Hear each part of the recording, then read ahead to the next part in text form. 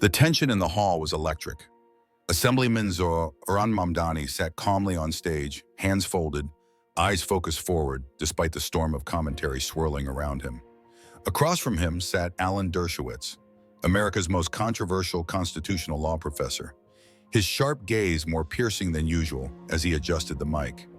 "Mr. Mamdani," Dershowitz's voice sliced through the air like a blade, "I've been following your so-called activism in the New York State Assembly, and frankly, I think it's about time someone taught you some respect for legal tradition and constitutional authority."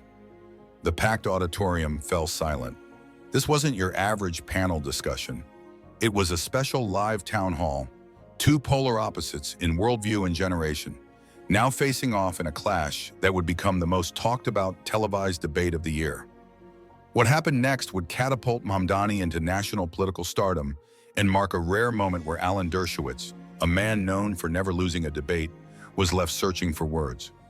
"Professor," Mamdani began, his tone calm but edged with unmistakable intent, "with all due respect, you might want to verify your facts before making assumptions about me." Gasps echoed across the auditorium.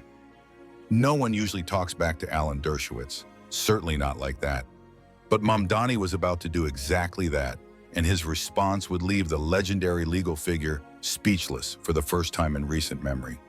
If you're ready to see how a democratic socialist assemblyman from Queens took on one of the most well-known constitutional scholars in America, don't forget to like, share, and subscribe. Because what happened on that stage wasn't just a debate, it was a generational reckoning. To understand why this confrontation hit so hard, you have to know who these two men are and what brought them to that stage. Alan Dershowitz has been a towering figure in American legal debate for over 5 decades. Now in his 80s, he's built a reputation and a fortune as an aggressive defender of constitutional orthodoxy. He rose from Brooklyn public schools to Harvard Law School, where he taught for decades, and became the go-to legal expert for everyone from CNN to Fox News. Dershowitz is known for being the sharpest mind in the room, and for making sure everyone else knows it too. He has argued high-profile cases, advised presidents, and never hesitated to challenge critics with the full weight of legal precedent. He prides himself on logic, discipline, and a deep belief in the foundational strength of America's institutions. But that's exactly why Zohran Mamdani frustrates him so much. At just 32, Mamdani represents a radically different vision for public service. The son of immigrants, a Muslim democratic socialist, and former housing counselor, he's unapologetically confrontational about inequality, colonialism, and systems of power. He didn't get into politics through elite institutions. He got there by knocking on doors, organizing rent strikes, and challenging the assumptions of the status quo. Where Dershowitz demands respect for institutions, Mamdani demands accountability from them. Where Dershowitz believes in the endurance of the Constitution, Mamdani believes in its reinterpretation to serve the people it often leaves behind. Their clash wasn't just ideological, it was generational, philosophical, foundational. And the stakes couldn't have been higher. This wasn't just about a televised debate, it was about two fundamentally different philosophies of power, tradition, and respect colliding in real time. Alan Dershowitz embodied the old guard: defer to authority first, ask questions later. His worldview was built on reverence for the Constitution, institutional longevity, and the belief that experience inherently conferred legitimacy. Zohran Mamdani represented something radically different: a new generation of public servants who believed authority must earn respect through action, not inherit it through status or seniority. He saw institutions not as sacred relics, but as tools that must be constantly questioned, examined, and when necessary, rebuilt. The winner of this exchange would send a clear message about what kind of leadership America was ready to embrace. Would Dershowitz's legacy and traditional authority win the day? Or would Mamdani's principled clarity and deep preparation signal that a new, unflinching generation had arrived? The audience, a mix of students, legal scholars, and policy junkies, knew they were about to witness something historic, and it didn't take long. The confrontation began almost immediately. The forum, promoted as a discussion on justice, power, and public trust, took a sharp turn as Dershowitz leaned toward the mic, papers in hand, his tone condescendingly formal. "Assemblyman Mamdani," he began, thumbing through his notes with exaggerated drama. "I've reviewed your record in Albany, and I must say I'm not impressed." The room tensed. The air thickened with anticipation. "You seem to believe that being provocative, loud, and ideologically rigid somehow makes you effective. What I see," Dershowitz said, turning slightly toward the crowd, "is a young man who still hasn't learned to respect his elders or the institutions they helped build." Mamdani didn't flinch, but those familiar with him noticed the slightest narrowing of his eyes. Dershowitz had just made his first strategic mistake. He had reduced Mamdani's political clarity to noise and questioned his seriousness. "Professor," Mamdani replied evenly, his voice calm but unwavering, "I'd be happy to discuss my legislative record and the principles that inform my policy work. You might be surprised by what I've actually accomplished." But Dershowitz wasn't looking for a discussion. He was looking to dominate. "Don't professor me in that tone," Dershowitz snapped, his voice rising. "I've been interpreting constitutional law since before you were born. I've seen countless young idealists like you who think they've got it all figured out, and you know what they usually are?" He paused, smirking. "Wrong." The crowd stirred. The dynamic was clear. Dershowitz was trying to assert dominance through age, prestige, and rhetorical authority. "You want to talk accomplishments?" he continued. "I've argued before the Supreme Court, advised presidents, and taught at Harvard for 50 years. I've earned more credibility in a year than most elected officials do in a lifetime." Mamdani leaned in slightly, voice still composed, but now with a razor-sharp edge. "Professor Dershowitz," he said, "I'm not entirely sure what you mean by people like me. Could you clarify that?" The words hung in the air like a live wire. Everyone in the room felt it. Dershowitz had walked into dangerous territory, and Mamdani had just dared him to say it out loud. Perhaps sensing the trap, Dershowitz pivoted. "What I mean," he huffed, "is this new breed of politicians who believe they can upend decades of precedent overnight. You've barely been in office a few years, and yet you seem to think you have the right to lecture federal judges, challenge our legal institutions, and propose radical overhauls." And that was the opening Mamdani had been waiting for. Dershowitz had just exposed that he fundamentally misunderstood Mamdani's actual constitutional role and the purpose of legislative oversight. "Professor," Mamdani said, his voice now carrying the grounded confidence of someone who knew he had the law on his side, "I think there may be some confusion about how our constitutional system works." The energy in the room shifted. Mamdani wasn't reacting anymore, he was positioning, and Dershowitz, whether he realized it or not, had just given him the stage. The audience could feel it. The energy in the room was shifting. Mamdani wasn't backing down. He wasn't just holding his ground. He was preparing to strike, calmly, methodically, and with facts. Dershowitz, still believing he had the upper hand, leaned forward, his voice sharp with impatience. "Don't lecture me about the Constitution, young man," he snapped. "I've been interpreting law longer than you've been alive. The problem with your generation is that you think you know everything, but you've got no respect for the institutions that hold this country together." He pointed directly at Mamdani, his tone rising with the theatrical rhythm that had made him a regular guest on every major news network. "You want my honest opinion?" he said. "You're a political showman, a grandstander. You use provocative language to stir up noise. But real public servants, real lawyers, do their work quietly, carefully, and with professionalism." But what Dershowitz didn't realize was that he had just walked straight into a carefully set trap, one that Mamdani had likely prepared for weeks in advance.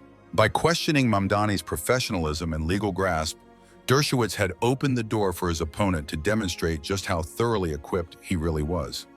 Mamdani sat back slightly, a subtle smile forming at the corners of his mouth, an expression well known to those who had watched him dismantle housing officials and corporate lobbyists in Albany committee hearings. "Professor," he said, coolly reaching into a stack of papers on the podium, "since you've chosen to question my legal understanding and professional credentials, I think now is a good time to review some facts." Dershowitz raised an eyebrow, still smug, still confident. "Facts?" he scoffed. What facts could you possibly offer that would hold weight in this room? Mamdani opened the folder deliberately, turning one page with calm precision. Well, he said, his voice steady, let's begin with something you said just a moment ago about respecting institutions and handling matters quietly. You've said you've been interpreting the Constitution for decades, and that's true. But I believe the audience might find it relevant how some of your most public legal positions have been handled, especially when it comes to actual legal standards and ethical interpretation. The room quieted completely. Everyone, students, panelists, the moderator, sensed that Mamdani was building towards something serious. Dershowitz's confident facade flickered for a moment. Mamdani pulled out a set of printouts and held them up. Professor, he continued, I took the liberty of reviewing some of your more high-profile legal defenses in public writings, particularly your arguments surrounding due process and presidential immunity.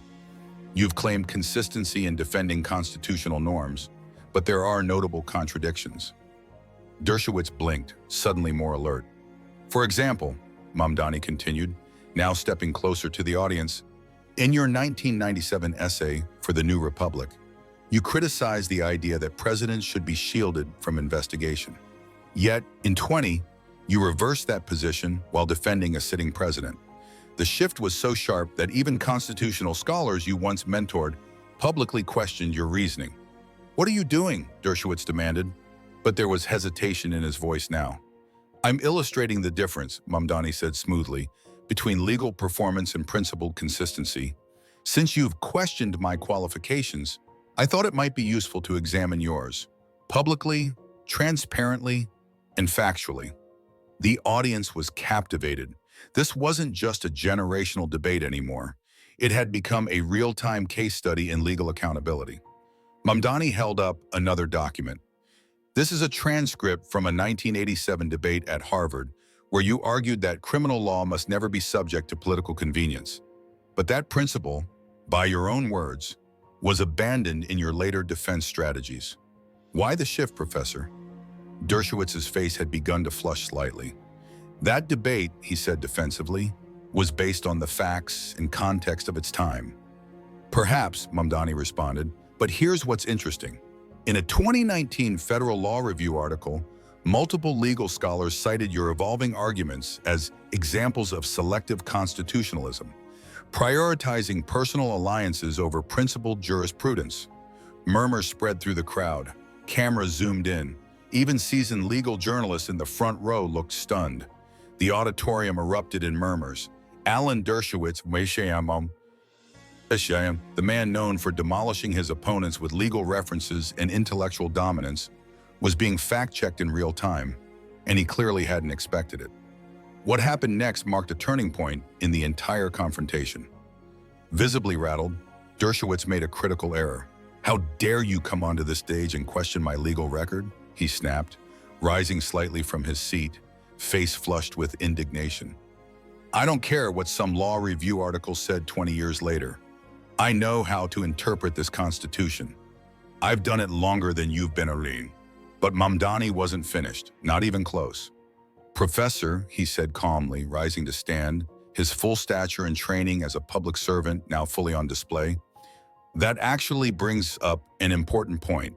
He looked directly at Dershowitz. This isn't your courtroom. This isn't your classroom. It's not 1985 at Harvard Law School. This is a public debate, and you're not an active jurist anymore. You're a media commentator, a legal personality. The silence in the hall was deafening. I respect your legacy, Mamdani continued, but the authority you're invoking over me as an elected official, it's symbolic, not constitutional. A collective gasp rippled through the crowd. Someone had finally said aloud what many had long whispered. Dershowitz's status was no longer anchored in legal office, but media presence. And he was facing someone who had nothing to lose and everything to defend, with facts. I'm an elected state legislator, Mamdani went on. My accountability is to the people, not to legal punditry or institutional nostalgia. Our roles in the legal political ecosystem are very different. And frankly, Professor, I believe that's the real issue at play here. Dershowitz was speechless.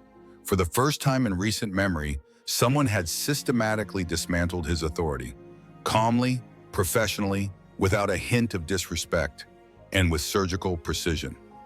The stage was now fully Mamdani's, and what came next would become a defining moment. Replayed millions of times and analyzed in lecture halls as a masterclass in principled confrontation.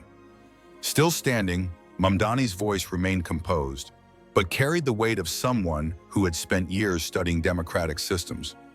Not to protect power, but to hold it accountable. "Since we're discussing respect for institutions," he said, pulling out another neatly labeled folder, "allow me to explain how ours actually works." He flipped it open with deliberate care. "As a member of a legislative body, I took an oath to uphold and defend our Constitution. That responsibility isn't symbolic. It includes oversight of both the executive and judicial branches, especially when it comes to ethics, transparency, and public trust." Dershowitz attempted to interject, but Mamdani held steady, his tone cool, his cadence deliberate, his logic unassailable. "You've called this grandstanding, but the Constitution doesn't see it that way. Article 1, Section 1 vests legislative power in Congress and state legislatures. Article 1, Section 8 gives us the power to regulate and investigate courts. This isn't performance, this is process. It's called checks and balances, and it's fundamental to how democracy functions."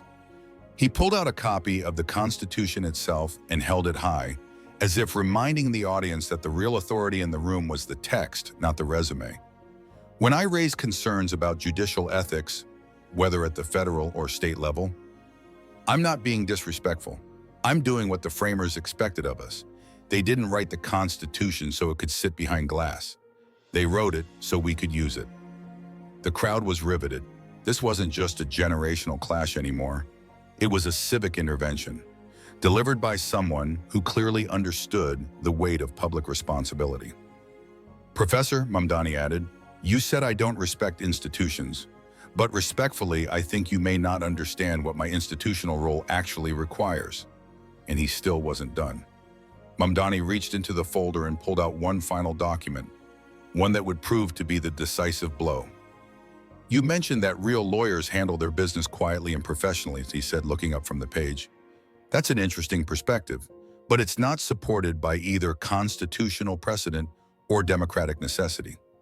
"That's an interesting perspective, Professor," Mamdani said, not missing a beat. "But it's not one supported by legal precedent." He lifted a well-worn legal brief from his folder. "In McGrain versus Dougherty, 1927, the Supreme Court held that Congress, and by extension, legislative bodies, not only have the right, but the duty to investigate and expose government wrongdoing. The court stated clearly that legislative oversight is essential to informed lawmaking." Dershowitz stared at Mamdani, his expression a strange mix of shock and reluctant admiration. This wasn't what he had expected, not from a younger democratic socialist state legislator from Queens. He had anticipated posturing. He was getting a constitutional law seminar. Mamdani continued, unwavering. "So when I question judicial conflicts of interest, undisclosed gifts, or ethical lapses," he said, locking eyes with Dershowitz, "I'm not grandstanding. I'm doing precisely what the Supreme Court says is necessary for democracy to function." Then, with a pivot as seamless as it was devastating, Mamdani shifted from legal doctrine to personal credentials. His tone sharpened, still respectful, but now undeniably pointed. "Professor, you questioned my qualifications earlier," he said. "Allow me to clarify for you and for the audience." He held up a single sheet of paper, his resume. "I graduated from Bowdoin College. I was a housing counselor and organizer before entering public service. I didn't inherit political clout or gain influence through elite institutions. I earned it. I was elected by the people of Queens to fight for tenants, immigrants, and workers. And now I serve in the New York State Assembly, where I help write and shape the laws of one of the most populous states in the country." The contrast with Dershowitz's high-profile legal media career was becoming clearer with every word. "My qualifications to speak about law, power, and responsibility aren't built on television appearances or best-selling books. They're built on real-world experience, real legal frameworks, in the trust of the people I represent. And then came the line that would echo across social media and law classrooms for weeks. You said I don't understand respect for institutions, Professor, Mamdani said. But what I think you really meant is that you expect deference to authority figures, regardless of whether that authority is earned or appropriate. His voice remained steady but firm. I have deep respect for legitimate institutional authority. I respect judges who follow ethical codes. I respect scholars who challenge systems with intellectual honesty. I even respect media personalities when they stay in their lane. The implication was razor sharp, and the audience understood it instantly. But, Mamdani added, respect for institutions does not mean blind obedience to those who merely claim authority without accountability. He paused, then delivered what would become the most quoted moment of the night. You criticize my generation for thinking we know everything, he said. But the truth is we don't believe we know everything. We believe we know enough to ask the right questions of the right people at the right time. He gestured gently to the audience and the stage around them. You built your career holding people accountable. You demanded answers, challenged inconsistencies, and exposed contradictions. So tell me, Professor, how is what I'm doing any different? It was devastating. For decades, Dershowitz had grilled presidents, debated legal giants, and exposed misconduct. But when the same scrutiny was applied to the institutions he revered, it suddenly became disrespect. Mamdani continued, calmly returning to his seat. When I ask hard questions, he said, I'm holding lifetime appointed judges and public officials accountable for decisions that affect millions of lives. He paused. When you ask hard questions, it's usually about someone's latest book deal or a headline-making court case. That's fine, but let's not pretend it's the same. Then, as if saving his final blow for last, Mamdani leaned forward and delivered the line that brought the entire crowd to a breathless silence. You said earlier that you've earned more money than most politicians could dream of. That may be true, but money is not how we measure success in public service. Mamdani leaned slightly forward, his voice quiet, but filled with unmistakable conviction. I could have gone into corporate law. I could have made more money in private practice, climbing the ladder at a white shoe firm. But I didn't, he said. I chose public service because there were things more important than money. The hall fell completely silent. Even Alan Dershowitz seemed to sense that something deeper was happening now, something bigger than just a debate. So when you question my qualifications or my methods, Professor, Mamdani said, turning fully to him, I want you to understand something. I'm not here for money or recognition or airtime. I'm here because our democratic framework requires oversight, and I take that responsibility seriously. For perhaps the first time in his long public career, Dershowitz was genuinely speechless. He sank slightly back into his seat, no longer defensive, just stunned. His expression softened into something halfway between surprise and reluctant respect. When he finally spoke, his voice had lost all its previous edge. Assemblyman, that was quite a response. The words were quiet, but everyone in the room heard them.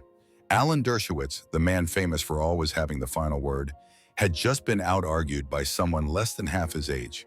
He hesitated, then added slowly, I think I may have underestimated you. Mamdani smiled slightly, not out of arrogance, but with the knowing weariness of someone who had heard that line many times before. Professor, he replied gently, that's been happening my entire career. I'm used to it. And with that, the room erupted. The audience, many of whom had come expecting Mamdani to be dismantled by the legendary legal icon, had instead witnessed something unprecedented. They had watched a young democratic socialist with constitutional knowledge and moral clarity dismantle a titan of American legal commentary, not with disrespect, but with precision, preparation, and principle. People were on their feet, applauding. Others were already recording on their phones. Some were visibly emotional. They knew they had witnessed something historic. This wasn't just good television. It was a masterclass in how to challenge power without abandoning professionalism. Even Dershowitz's own assistants looked stunned. They had worked with him for years, and no one had ever handled him quite like that. The immediate aftermath of Mamdani's methodical dismantling of Dershowitz's authority was unlike anything the academic or media world had seen in years. As the panel concluded, the atmosphere backstage was electric. Producers, legal experts, and commentators all knew the same thing. They hadn't just filmed a discussion. They had captured a turning point. Dershowitz, visibly shaken but now humbled, approached Mamdani as they were preparing to leave the stage. "Assemblyman Mamdani," he said sincerely during the closing remarks, "I owe you an apology. I came into this thinking I knew who you were and what you stood for. I was wrong." The apology was unprecedented. Alan Dershowitz, the man who prided himself on never yielding, had yielded because Mamdani's response had been too detailed, too thoughtful, and too anchored in principle to ignore. Behind the scenes, the event's media producers were already debating how to handle what they had just recorded. They had struck television gold, yes, but it was also clear that their featured veteran had just been upstaged by a calm, unshakable newcomer. Within minutes of the panel wrapping, clips from the confrontation were already flooding social media. The full segment wouldn't air for weeks, but audience members had already uploaded footage. #Zohran Schools Dershowitz started trending within the hour. It was soon followed by hashtags like #constitutional clapback, #Nugar rising, and respect earned. This is required viewing for anyone who wants to understand how oversight actually works. That was the verdict from one of the top legal analysts on X, formerly Twitter, and it summed up the response from across the legal, academic, and political worlds. Legal Twitter lit up. Constitutional law professors, clerks, legal aid attorneys, many of whom had spent years watching politicians flail through constitutional questions, were now celebrating someone who actually knew what he was talking about. One viral tweet read, "Dershowitz, you don't respect institutions. Zohran Mamdani pulls out Constitution. Let me explain how institutions are actually supposed to work." The memes started almost instantly. One showed Mamdani calmly holding up a stack of documents with the caption, "When someone tries to lecture you about law, but you've actually read the Constitution." Another zoomed in on Dershowitz's stunned face with the caption, "When the student becomes a teacher." Legal organizations quickly took notice. The American Bar Association's official account shared a clip of Mamdani's constitutional explanation with the comment, "This is why legal education matters." Within days, law schools began reaching out to Mamdani's office, requesting permission to use the footage in their constitutional law and civics courses. Harvard Law School's own professor Lawrence Tribe tweeted, "I'm showing this in class next week. It's the clearest, calmest explanation of legislative oversight I've heard in a decade." Even federal judges, speaking off the record, expressed admiration. One told the Washington Post, "He articulated the constitutional principles better than most attorneys who appear before me." But the impact went far beyond the legal world. The political fallout was immediate. Within hours, Democratic leadership realized they had something rare, a young, prepared, fearless voice who could explain complex constitutional issues in plain, persuasive language. By the weekend, Mamdani had been invited to appear on multiple national Sunday shows, not as a radical activist, but as a respected constitutional thinker. The Speaker of the New York State Assembly issued a statement.